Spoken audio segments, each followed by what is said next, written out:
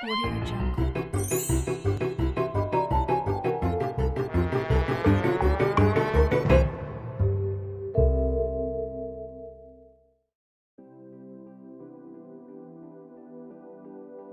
Hai teman-teman dan Bu Arni, hari ini saya akan menjelaskan tentang definisi elektrolit dan non-elektrolit.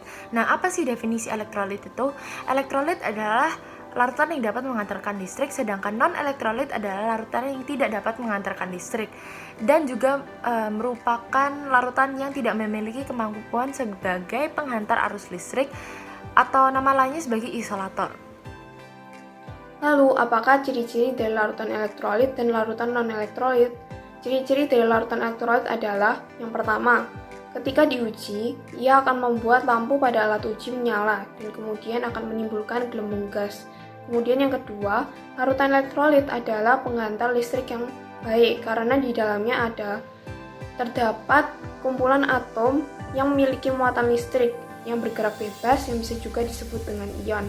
Kemudian yang ketiga, terjadi proses ionisasi, yaitu proses perubahan suatu senyawa menjadi ion-ion dalam pembentukan larutan elektrolit. Kemudian yang keempat, larutan elektrolit dibagi menjadi dua jenis, yaitu elektrolit lemah dan kuat. Kemudian yang kelima, derajat ionisasi dapat berubah 1 atau antara 0 sampai 1. Kemudian yang keenam, pada elektrolit gaya tarik-menarik antara molekul-molekul air dengan partikel-partikel zat cukup kuat untuk memutuskan ikatan antar partikel zat sehingga partikel-partikel zat dapat lepas menjadi ion-ion yang bebas. Kemudian ciri-ciri larutan non-elektrolit yang pertama yaitu merupakan penghantar listrik yang buruk atau dikenal dengan istilah isolator. Kemudian yang kedua, larutannya tidak dapat terionisasi. Yang ketiga, derajat ionisasinya adalah 0. Yang keempat, larutan non-elektrolit tidak dapat membuat lampu menyala dan tidak menimbulkan gelembung gas jika dilakukan pengujian. Yang kelima, pada non-elektrolit, gaya tarik-menarik antar molekul dengan partikel zat tidak cukup kuat untuk memutuskan ikatan antar partikel zat sehingga partikel-partikel zat tidak dapat lepas menjadi ion-ion bebas. Larutan elektrolit dibagi menjadi dua, yaitu elektrolit lemah dan elektrolit kuat. Berikut adalah perbedaannya. Yang pertama, pada elektrolit kuat, larutannya terionisasi sempurna. Sedangkan pada elektrolit lemah, larutannya terionisasi sebagian.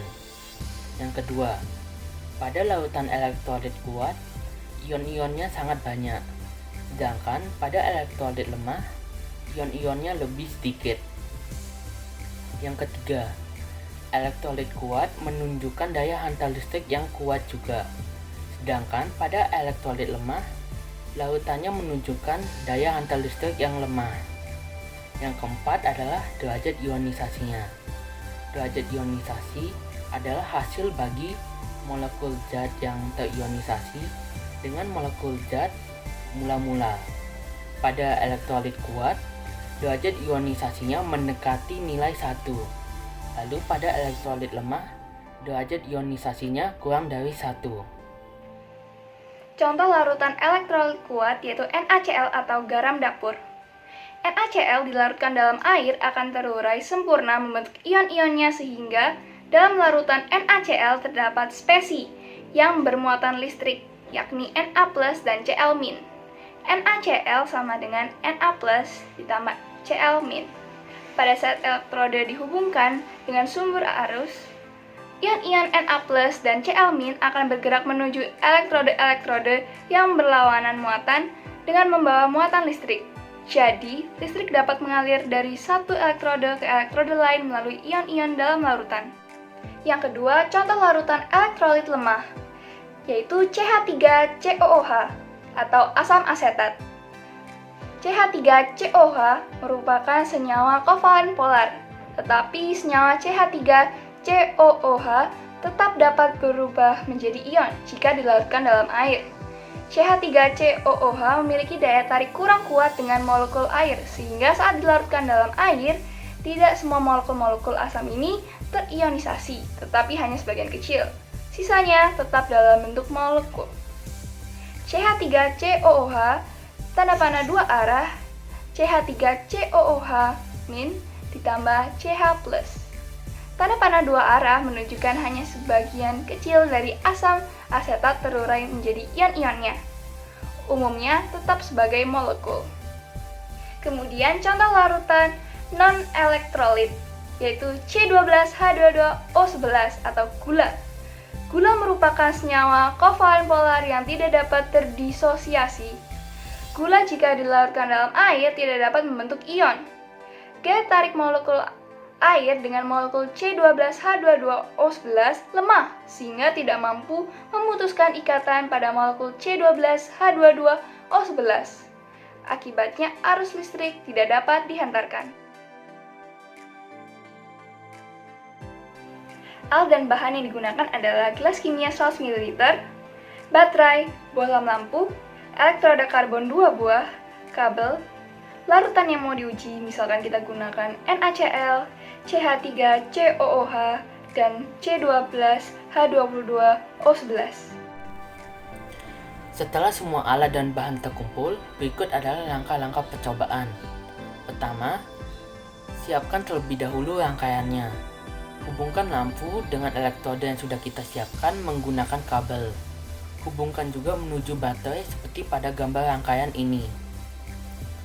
Siapkan gelas kimia dengan isi lautan yang ingin kita uji. Celupkan kedua elektroda ke dalam lautan dan pastikan kedua elektroda tidak saling menyentuh. Lihat dan amati. Lalu catat apakah lampu menyala terang, redup, atau bahkan tidak menyala. Amati juga apakah muncul gelembung-gelembung di sekitar elektroda. Untuk percobaannya kita menggunakan 3 larutan yang sudah disebutkan tadi. Yang pertama adalah NaCl, yang kedua adalah asam asetat, yang ketiga adalah C12H22O11.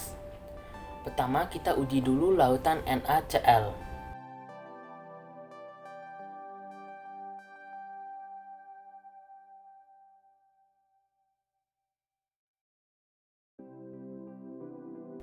Catat bahwa lampu menyala terang dan terdapat gelembung di sekitar elektroda. Yang kedua adalah larutan asam asetat.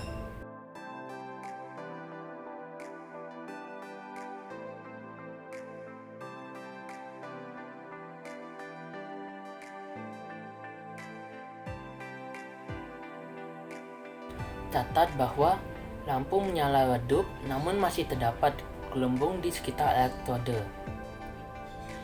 Yang ketiga adalah lautan C12H22O11 atau sukrosa.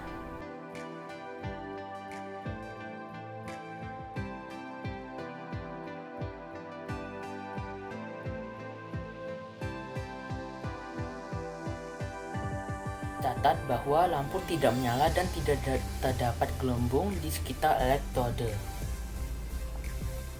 Nah, pada hasil dan kesimpulan dari kegiatan tersebut, diketahui bahwa lampu dalam rangkaian yang terhubung dengan larutan NaCl menyala terang serta memiliki banyak gelembung gas pada elektrodanya. Larutan tersebut menyatakan bahwa ia adalah larutan elektrolit yang kuat. Nah, pada CH3COOH, lampu menyala redup dan gelembung gasnya tidak terlalu banyak. Nah, hal itu menyatakan bahwa ia adalah larutan elektrolit yang lemah. Akan tetapi untuk larutan gula atau C12H22O11, lampu tidak menyala dan tidak ada gelembung gas yang menunjukkan bahwa larutan gula merupakan larutan non-elektrolit. Nah, dari percobaan tersebut kita dapat menyimpulkan bahwa jika lampu menyala terang dan banyak gelembung, artinya larutan tersebut adalah larutan elektrolit yang kuat. Sedangkan jika lampunya menyala redup dan tidak banyak gelembung, maka ia disebut larutan elektrolit lemah. Dan pada akhirnya, jika lampu tidak menyala dan tidak terbentuk gelembung gas, maka ia adalah larutan non-elektrolit. Tapi, masih ada pertanyaan yang belum terjawab, seperti bagaimana larutan dapat dialiri listrik dan kenapa dapat muncul gelembung di sekitar elektroda. Menurut Arrhenius, di dalam larutan elektrolit terdapat zat elektrolit yang jika di dalam air dapat terionisasi atau terdisosiasi menjadi partikel-partikel bermuatan atau ion-ion sehingga arus listrik dapat melewatinya. Svante August Arrhenius adalah orang pertama yang dapat menjelaskan fenomena daya hantar listrik dari larutan elektrolit pada tahun 1884. Mekanisme larutan elektrolit dapat mengantarkan listrik terkait dengan keberadaan ion-ion dalam larutan sebagaimana ditunjukkan oleh Arrhenius.